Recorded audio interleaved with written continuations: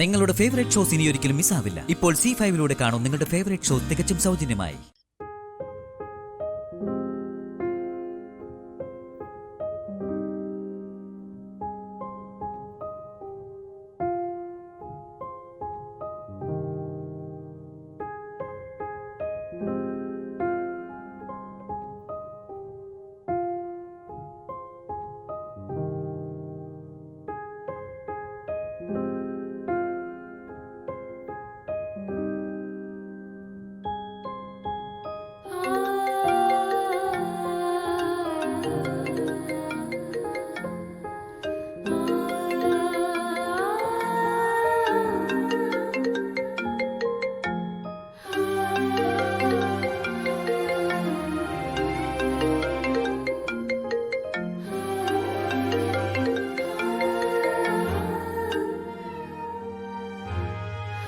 Hello ചേച്ചി, എന്നോട് പിണക്കമാണോ? എന്തിന്? ഞാൻ പിണങ്ങിയിരുന്നിട്ട് എന്താ കാര്യം? ഞാനല്ലേ ഇതിനൊക്കെ ഉത്തരവാദി. ചേച്ചി പ്ലീസ്, ചേച്ചിയും കൂടി എന്നെ മനസ്സിലാക്കാതെ പോകരുത്. ഞാൻ നിന്നെ മനസ്സിലാക്കിയതുകൊണ്ടാ, നിങ്ങളെ മനസ്സിലാക്കിയതുകൊണ്ടാ, നിങ്ങളുടെ നല്ല ഭാവിക്ക് വേണ്ടി നിങ്ങളെ വിവാഹം കഴിപ്പിച്ചതും ഇതുപോലെ എല്ലാവരിൽ നിന്നും ഓരോന്ന് മറച്ചു വെച്ച് സമാധാനം ഇല്ലാതെ നടന്നതും. പക്ഷെ നീ എന്നോട് പറയാമായിരുന്ന ഒരു കാര്യം നീ പറഞ്ഞില്ല. ചേച്ചിയോടും സച്ചേട്ടനോടും പറയണമെന്ന് കരുതിയിരുന്നതാ ഞാൻ.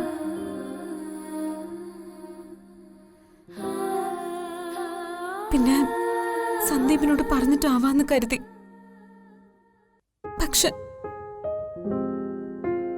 ഒരിക്കലും രക്തബന്ധങ്ങളെ വിശ്വസിക്കരുതെന്ന പാഠം പഠിപ്പിച്ചു തന്നെ തോൽപ്പിച്ചു കളഞ്ഞു എന്നെ.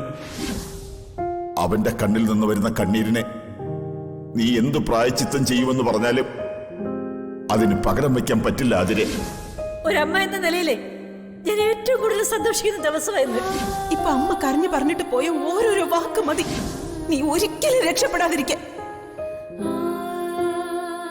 സന്ദീപിന്റെ മനസ്സ് മാറിയപ്പോ സത്യത്തിൽ ഞാൻ പേടിച്ചു പോയി ചേച്ചി.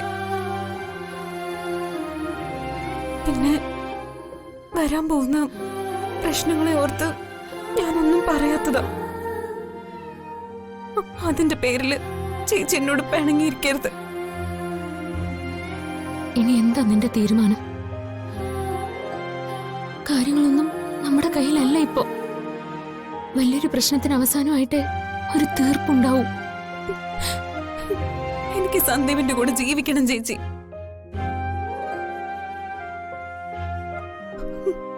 എന്തായാലും ചേച്ചി പറഞ്ഞ പോലെ വലിയ പ്രശ്നങ്ങൾ ഇനി ഉണ്ടായെന്ന് വരും. ഈ അവസ്ഥയിൽ ഇനിയും ഒളിച്ചു കഴിയുന്നതും എല്ലാം ഒളിപ്പിച്ചു വെക്കുന്നതും ശരിയാണെന്ന് എനിക്ക് തോന്നുന്നില്ല.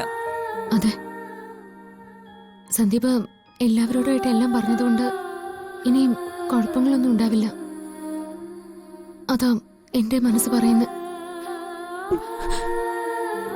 ഇവിടെ എല്ലാവരും ഭയങ്കര ദേഷ്യത്തിലാ. അവിടെ അച്ഛനും അമ്മയും അനുപേടനും ഒക്കെ. ഞാൻ കാരണം എല്ലാവരുടെ മനസ്സമാധാനം പോയി ചേച്ചി. അതുകൊണ്ട് എത്രയും വേഗം ഇതിനൊക്കെ ഒരു പരിഹാരം ഉണ്ടാവണമെന്ന് ഞാൻ പറയുന്നത്. ഞാൻ സന്ദീപായിട്ടൊന്ന് സംസാരിക്കട്ടെ. ഉടനെ തന്നെ നമുക്കൊരു തീർപ്പുണ്ടാക്കാം. അതുവരെ നീ വെറുതെ ഓരോന്നും പറഞ്ഞ് അവിടെ ഉള്ളവരെ വിഷമിപ്പിക്കണ്ട. ശരി ചേച്ചി.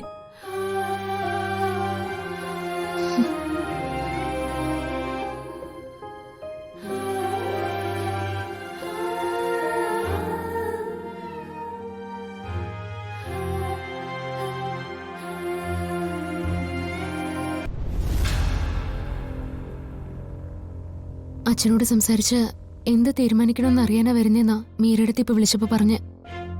ഇങ്ങനൊരു വരവ് ഇപ്പൊ വേണ്ടായിരുന്നു. ഇവിടെ ആരുടെയും ദേഷ്യം മാറിയിട്ടില്ല. വീണ്ടും വഴക്കാവുകയുള്ളൂ. അവരെയും കുറ്റം പറയാൻ പറ്റില്ലല്ലോ സച്ചേട്ടാ. എത്രയെന്ന് പറഞ്ഞാ ആതിരയുടെ കരച്ചിൽ അവര് കാണുന്നേ. നാളെ സംസാരിച്ചൊരു തീരുമാനത്തിലെത്തിയില്ലെങ്കിൽ സന്ദീപായിട്ടുള്ള വിവാഹബന്ധം ഏർപ്പെടുത്തണമെന്ന് അനുപേട്ടൻ പറഞ്ഞെന്ന്.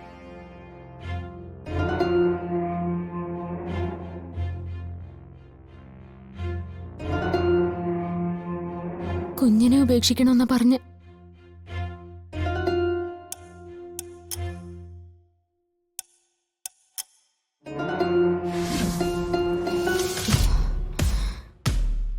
എനിക്ക് തോന്നുന്നത് ഇവിടുത്തെ അച്ഛനോട് അവര് വന്നൊന്ന് സാവധാനത്തിൽ സംസാരിക്കുമ്പോ പ്രശ്നമൊക്കെ തീരുന്ന.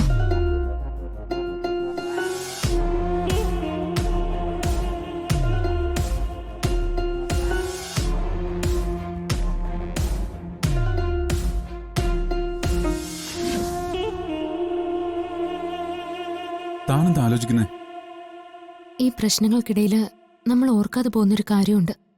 സന്ദീപിനെ ഫോൺ വിളിച്ച ആളെ പറ്റി. ബഹളത്തിനിടയിൽ അയാളെ രക്ഷപ്പെടുകയും ചെയ്തല്ലോ. അയാൾ പറഞ്ഞതല്ലേ, നന്ദേട്ടനുമായിട്ട് എന്തോ ബിസിനസ് ചെയ്ത കാര്യവും അവർ തമ്മിൽ പിന്നീട് പിരിഞ്ഞ കാര്യവും അതിന്റെ പേരിൽ വാശി തീർത്താണെന്നും. എനിക്ക് ആ പറഞ്ഞതിൽ വിശ്വാസം ഇല്ല സച്ചേട്ടാ.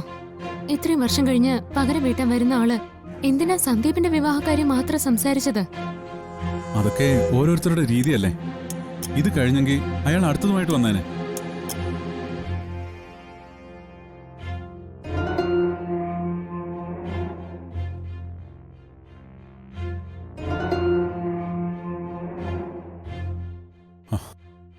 താൻ അതൊക്കെ വിട്ടിട്ട് സന്ദീപിന്റെ അനുകേടം കാര്യത്തില് നമുക്ക് എന്ത് ചെയ്യാൻ പറ്റുമെന്ന് ആലോചിക്കേ.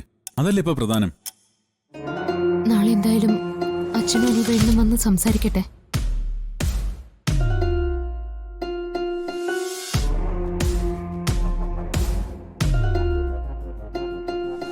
അതിലൊരു അവസാനം ഉണ്ടാവുമെന്ന് നോക്കാം. ഇല്ലെങ്കിൽ ഒരു കടുങ്കൈ ചെയ്യേണ്ടി വരും നമുക്ക്. രണ്ടിലൊന്ന് തീരുമാനിക്കുന്ന ഒരു കടുങ്കൈ.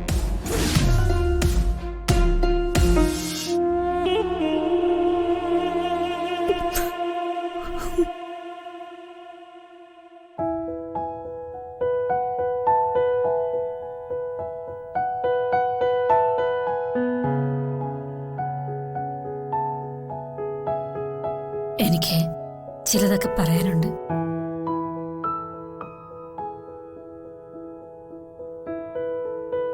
എന്നോടൊരു കാര്യം പറയാൻ അമ്മയ്ക്ക് എന്തിനാ എന്റെ അനുവാദം? ഇപ്പോഴെല്ലാം അങ്ങനെയാണല്ലോ. എന്റെ മകളെന്നതിലുപരി നെല്ലിശ്ശേരിയിലെ മരുമോളല്ലേ നീ?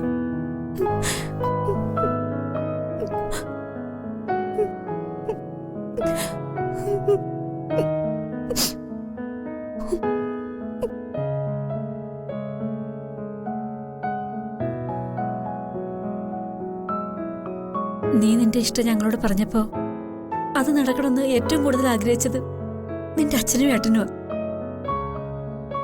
പിന്നീട് നടന്നതൊക്കെ ഞാൻ പറയുന്നതിന് നിനക്കറിയാലോ. ഏത് സാഹചര്യത്തിലാണെങ്കിലും നമ്മുടെ കഴുത്തിലൊരു താലി കെട്ടിയ, അതും നമ്മുടെ ഇഷ്ടത്തോടു കൂടിയാണെങ്കിൽ, പിന്നെ എന്തു വന്നാലും നമ്മൾ അയാളെ തള്ളി പറയരുത്. ഡൗൺലോഡ് ചെയ്യൂ C5 ആപ്പ്. കാണൂ എല്ലാ എപ്പിസോഡുകളും സൗജന്യമായി.